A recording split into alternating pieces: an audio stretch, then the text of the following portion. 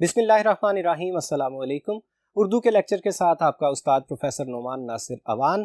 ہم نے شروع کر رکھی ہے نعت، اور آج ہم پڑھیں گے نعت کا شعر نمبر 4 اور 5۔ شعر ہے کہ صاحب خلق عظیم و صاحب لطف امیم، صاحب حق صاحب شق القمر، خیر البشر۔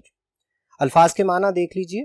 خلق عظیم اعلیٰ اخلاق، لطف امیم عام مہربانی، شق القمر چاند کا ٹوٹنا۔ اللہ تعالیٰ نے نبی پاک صلی اللہ تعالیٰ علیہ وسلم کو اعلیٰ ترین اخلاق کے ساتھ پیغمبر مبعوث فرمایا۔ آپ صلی اللہ تعالیٰ علیہ وسلم کا لطف و کرم ہر کسی کے لیے ہمیشہ تھا، ہے اور رہے گا۔ آپ صلی اللہ تعالیٰ علیہ وسلم رحمت للعالمین تھے، ہیں اور رہیں گے۔ ہجرت مدینہ کے بعد آپ صلی اللہ تعالیٰ علیہ وسلم نے اللہ کے نام کی، اللہ کے دین کی سربلندی کے لیے ان گنت جنگیں لڑیں، لیکن آپ صلی اللہ تعالیٰ علیہ وسلم نے اپنی پوری حیات طیبہ میں اپنی ذات کے لیے ایک چھوٹی سی لڑائی بھی نہیں کی۔ نبی پاک صلی اللہ تعالیٰ علیہ وسلم نے دنیا کی تاریخ میں پہلی بار میدان جنگ کو بھی اصولوں اور ضابطوں کی جگہ بنا دیا۔ آپ صلی اللہ تعالیٰ علیہ وسلم سے پہلے یہ تصور ممکن نہیں تھا کہ جنگ کے بھی اصول ہو سکتے ہیں۔ آپ صلی اللہ تعالیٰ علیہ وسلم نے اپنے جانثار صحابیوں کو بتایا کہ دشمن کے مکانوں کو نقصان نہیں پہنچانا، دشمن کے کھیتوں کو نقصان نہیں پہنچانا، دشمن کے گھروں کو نقصان نہیں پہنچانا، دشمن کے درختوں کو نقصان نہیں پہنچانا، دشمن کی عورتوں کو نقصان نہیں پہنچانا، دشمن کے جانوروں کو نقصان نہیں پہنچانا، بچوں کو نقصان نہیں پہنچانا، بوڑھوں کو نقصان نہیں پہنچانا، بلکہ ہر وہ شخص جو تم سے لڑنا نہیں چاہتا اسے نقصان نہیں پہنچانا۔ تو نبی پاک صلی اللہ تعالیٰ علیہ وسلم ہی وہ ذات بابرکات تھے جو صاحب لطف امیم تھے۔ ہر کسی کے لیے آپ صلی اللہ تعالیٰ علیہ وسلم کا لطف و کرم تھا، مہربانی تھی، عنایت تھی۔ نبی پاک صلی اللہ تعالیٰ علیہ وسلم نے انسانوں کو پرانے بھولے ہوئے سبق بھی یاد کروائے اور ایک نیا منشور زندگی بھی دیا۔ آپ صلی اللہ تعالیٰ علیہ وسلم نے انسانوں کو انسانیت سکھلا دی۔ آپ صلی اللہ تعالیٰ علیہ وسلم نے لوگوں کو زندگی گزارنے کے لیے وہ ضابطۂ حیات دیا جس سے لوگ پہلے آشنا تک نہیں تھے۔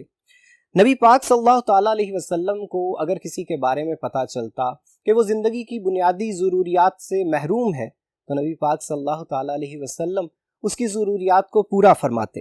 جب نبی پاک صلی اللہ تعالیٰ علیہ وسلم کو کسی کے بارے میں علم ہوتا کہ وہ مشکل میں ہے تو آپ صلی اللہ تعالیٰ علیہ وسلم اس کی مشکل کو دور فرما دیتے۔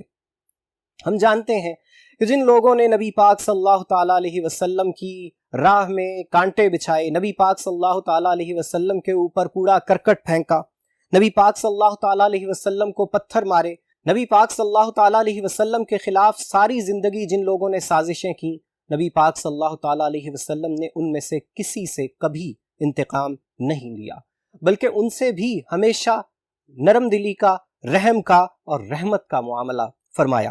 آپ صلی اللہ تعالیٰ علیہ وسلم کو اللہ تعالیٰ نے وہ صبر و استقامت نوازا تھا کہ اس کی مثال ہمیں تاریخ عالم میں نہ اس سے پہلے کہیں ملتی ہے نہ اس کے بعد کہیں مل سکتی ہے۔ نبی پاک صلی اللہ تعالیٰ علیہ وسلم جیسے بلند ترین، اعلیٰ ترین اخلاق کا تصور ہی ممکن نہیں ہے۔ صحابہ تو ہم جانتے ہیں کہ نبی پاک صلی اللہ تعالیٰ علیہ وسلم کے عاشق تھے، ان کے لیے تو نبی پاک صلی اللہ تعالیٰ علیہ وسلم کی ہر بات حتمی ہوا کرتی تھی، حکم کا درجہ رکھا کرتی تھی۔ وہ نبی پاک صلی اللہ تعالیٰ علیہ وسلم کی چھوٹی سے چھوٹی اور بعض اوقات خلاف عقل نظر آنے والی بات پر بھی ایمان رکھتے تھے۔ جیسا کہ حضرت ابو بکر صدیق رضی اللہ تعالیٰ عنہ سے جب کفار نے شرارتاً یہ پوچھا کہ ابو بکر، محمد صلی اللہ علیہ وسلم تو یہ کہہ رہے ہیں کہ رات کو انہیں معراج کروائی گئی، وہ بیت المقدس گئے اور اس کے بعد انہوں نے آسمانوں کی سیر بھی کی، کیا آج بھی آپ ان کی اس بات کی تصدیق کریں گے؟ تو حضرت ابو بکر رضی اللہ تعالیٰ عنہ نے کہا کہ اگر نبی پاک صلی اللہ تعالیٰ علیہ وسلم نے یہ فرمایا ہے تو بالکل درست فرمایا ہے۔ حضرت ابو بکر صدیق رضی اللہ تعالیٰ عنہ نے کہا کہ میں تو اس سے بھی زیادہ خلاف عقل بات پہ یقین رکھتا ہوں کہ نبی پاک صلی اللہ تعالیٰ علیہ وسلم کے اوپر وحی آیا کرتی ہے اور مجھے اس پہ بھی ایمان ہے، تو یہ تو اس کے مقابلے میں چھوٹی بات ہے۔ تو یہ ایمان تھا صحابہ کرام رضوان اللہ علیہم اجمعین کا، اور یہی بات ہے، یہی وجہ ہے کہ نبی پاک صلی اللہ تعالیٰ علیہ وسلم کو صادق کہا جاتا تھا، تو اس موقع کے بعد حضرت ابو بکر رضی اللہ تعالیٰ عنہ کو صدیق کہا جانے لگا۔ اللہ تعالیٰ نے آفرینش سے آج تک جتنے انسانوں کو پیدا فرمایا، ہم جانتے ہیں کہ ان میں تقریباً 1.25 لاکھ انبیاء بھی شامل، اور تمام انبیاء کو اللہ تعالیٰ نے بے شمار اوصاف سے نوازا، لیکن ایک ہستی جس نے اعتدال اور توازن کے تمام معیارات پورے کر دکھائے، وہ نبی پاک صلی اللہ تعالیٰ علیہ وسلم ہی کی حیات طیبہ میں نظر آتے ہیں۔ وہ ذات کہ جس نے اللہ کی مرضی کے سوا نہ کبھی کوئی بات کہی، نہ کبھی کوئی کام کیا، وہ فقط نبی پاک صلی اللہ تعالیٰ علیہ وسلم ہی ہے۔ آپ صلی اللہ تعالیٰ علیہ وسلم کی ذات انسانیت کی معراج ہے اور عظمت انسانی کا مجسمہ ہے۔ آپ صلی اللہ تعالیٰ علیہ وسلم جیسی اور کوئی ذات اور کوئی خیر البشر ہو ہی نہیں سکتا۔ یوں تو نبی پاک صلی اللہ تعالیٰ علیہ وسلم کی ذات مبارکہ بذات خود ایک معجزہ ہے۔ آپ صلی اللہ تعالیٰ علیہ وسلم کا اسوہ معجزہ، آپ صلی اللہ تعالیٰ علیہ وسلم پہ نازل ہونے والی کتاب قرآن مجید اپنی جگہ پہ ایک معجزہ، لیکن پھر بھی مختلف لوگ نبی پاک صلی اللہ تعالیٰ علیہ وسلم سے حسی معجزات کا بھی مطالبہ کیا کرتے تھے۔ پھر ان کی فرمائش پر کبھی ان کی مٹھی میں کنکریوں نے کلمہ پڑھا، کبھی ان کی معجزے کی فرمائش پہ درخت چلے، لیکن ایک بار ایسا بھی ہوا کہ ان لوگوں نے کہا کہ کیا آپ کا یہ اثر جو زمین پہ ہے کیا یہ آسمان پہ بھی ہے؟ تو نبی پاک صلی اللہ تعالیٰ علیہ وسلم نے چاند کی جانب انگشت شہادت سے اشارہ کیا، اور نتیجہ کیا نکلا کہ اللہ کے حکم سے چاند 2 ٹکڑوں میں بٹ گیا۔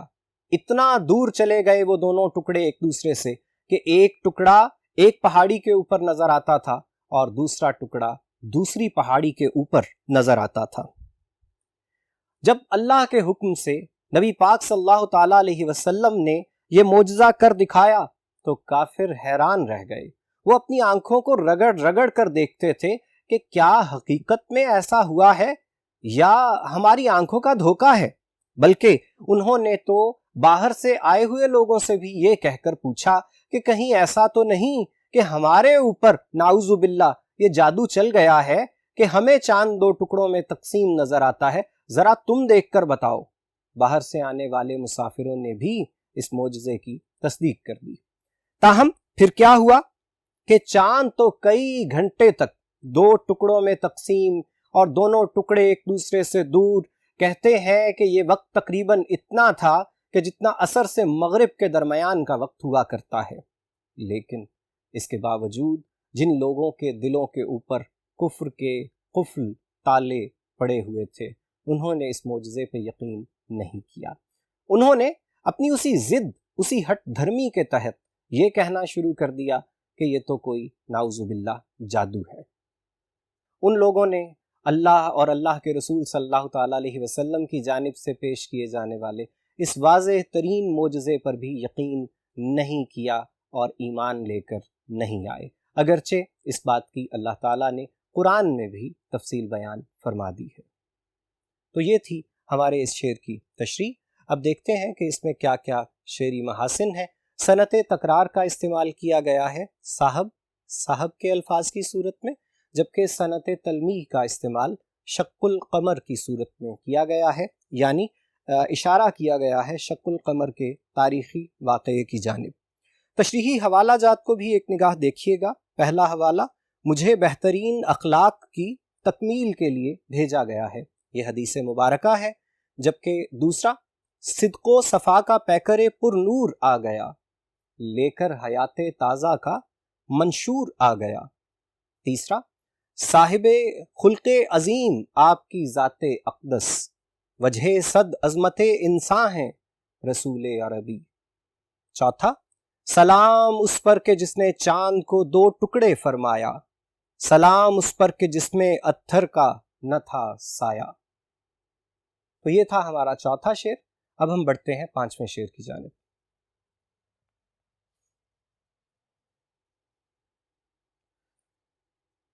اور اب ہمارا 5واں شعر، کارزارے دہر میں وجہ ظفر وجہ سکون، عرصہ محشر میں وجہ درگزر خیر البشر۔ کارزار میدان جنگ کو کہتے ہیں، دہر دنیا، وجہ ظفر کامیابی کی وجہ، عرصہ محشر حشر کا وقت، درگزر معافی۔ اب تشریح کی جانب بڑھتے ہیں۔ ہر انسان کی دنیاوی اور اخروی فلاح و نصرت کی ضمانت فقط اس بات میں ہے کہ وہ نبی پاک صلی اللہ تعالیٰ علیہ وسلم کی ذات مبارکہ کی ایک ایک سنت پر اور آپ صلی اللہ تعالیٰ علیہ وسلم کے ایک ایک قول و فعل پر ایمان رکھتے ہوئے اس پر عمل کرنے کی پوری کما حق و کوشش کرتا ہے یا نہیں کرتا۔ وہ نبی پاک صلی اللہ تعالیٰ علیہ وسلم کے دکھائے ہوئے اور بتائے ہوئے راستے پر چلنے کی کوشش کرتا ہے یا نہیں کرتا۔ آپ صلی اللہ تعالیٰ علیہ وسلم کے اسوہ حسنہ پر عمل کر کے ہی آخرت ہی نہیں بلکہ دنیا ہی نہیں بلکہ آخرت میں بھی کامیابی حاصل کی جا سکتی ہے۔ آپ صلی اللہ تعالیٰ علیہ وسلم اس دنیا کی واحد ہستی ہیں جو ہر حالت میں ہر انسان کے لیے قابل تقلید ہیں۔ آپ صلی اللہ تعالیٰ علیہ وسلم ہر کسی کے لیے مجسم ہدایت ہیں۔ کسی بھی رنگ، کسی بھی نسل، کسی بھی زبان کے بولنے والے، کسی بھی قبیلے، کسی بھی خطے کے رہنے والے، کسی بھی پیشے سے تعلق رکھنے والے، ہر انسان کے لیے نبی پاک صلی اللہ تعالیٰ علیہ وسلم کے اسوہ میں کامل رہنمائی موجود ہے۔ کوئی ایک ایسی ہستی، کوئی ایک ایسی شخصیت جس سے تمام انسانوں کو بیک وقت رہنمائی مل سکے، وہ محمد عربی صلی اللہ تعالیٰ علیہ وسلم کے سوا کوئی نہیں۔ آپ صلی اللہ تعالیٰ علیہ وسلم کے بتائے اور دکھائے ہوئے راستے پر چلنے والے کو کبھی دنیا و آخرت میں ناکامی کا سامنا نہیں کرنا پڑ سکتا۔ جو آپ صلی اللہ تعالیٰ علیہ وسلم کے راستے پر چلے گا، سنت پر چلے گا، وہ دنیا و آخرت میں سرخرو ہوگا، کیونکہ آپ صلی اللہ تعالیٰ علیہ وسلم کا طریقہ اور آپ صلی اللہ تعالیٰ علیہ وسلم کا راستہ ہی انسانوں کے لیے کامیابی کی واحد دلیل ہے۔ نبی پاک صلی اللہ تعالیٰ علیہ وسلم دنیا میں تو ہماری کامیابی کی ضمانت ہیں ہی، میدان حشر جہاں پہ تمام انسان انتہا درجے کی مشکلات کا شکار ہوں گے، جہاں پہ نفسا نفسی کا عالم ہوگا، جہاں پہ قریبی ترین رشتے ایک دوسرے کو پہچان نہیں رہے ہوں گے، جہاں پہ مائیں اپنی اولادوں کو بھول چکی ہوں گی، وہاں پہ بھی اگر کوئی اپنی امت کے لیے شفاعت کر رہا ہوگا، سفارش کر رہا ہوگا، تو وہ نبی پاک صلی اللہ تعالیٰ علیہ وسلم ہی کی ذات مبارکہ ہوگی۔ جہاں کوئی کسی کا ہمدرد نہیں ہوگا نبی پاک صلی اللہ تعالیٰ علیہ وسلم وہاں بھی ہمارے لیے، اپنی امت کے لیے ہمدردی کا اظہار کر رہے ہوں گے۔ جہاں کسی کو کسی کی طرف دھیان نہیں ہوگا، نبی پاک صلی اللہ تعالیٰ علیہ وسلم کا دھیان تب بھی اپنی امت کی جانب، ہماری جانب ہوگا۔ آج کے دور میں ہر انسان ہمیں مصیبتوں کا، پریشانیوں کا شکار نظر آتا ہے، ہر دل مضطرب نظر آتا ہے، سامان دنیا وافر ہو چکا ہے لیکن اطمینان قلب عنقا ہو چکا ہے۔ آج انسان سارا کچھ حاصل کر چکے ہیں، دنیاوی مال و دولت کے ڈھیر لگا چکے ہیں، دنیاوی آسائشوں کے ڈھیر لگا چکے ہیں، لیکن اس کے باوجود بدقسمتی سے انسانوں کی اکثریت، مسلمانوں کی اکثریت ہمیں اطمینان قلب سے خالی نظر آتی ہے۔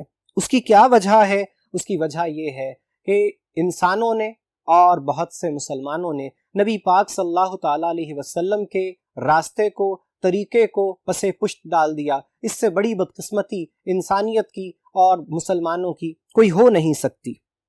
آج تمام دنیا، بالخصوص مسلمان، ایک ایسا سفر کر رہے ہیں جس میں چلتے تو جا رہے ہیں لیکن منزل کا علم نہیں ہے۔ سارا دن چلتے رہتے ہیں اور جب رات کو دیکھتے ہیں کہ کہاں پہنچے تو اسی مقام پہ جہاں سے آغاز کیا تھا۔